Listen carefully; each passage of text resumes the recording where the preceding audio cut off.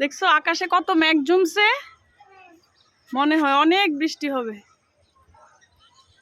বৃষ্টি হওয়ার দরকার, আল্লাহ বৃষ্টি দাও।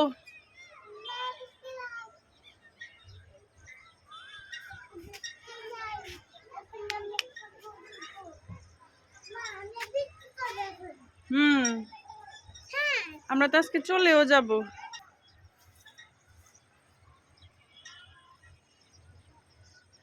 অনেক ঝড় বৃষ্টি হবে, একটু পরেই মনে হয় শুরু হবে।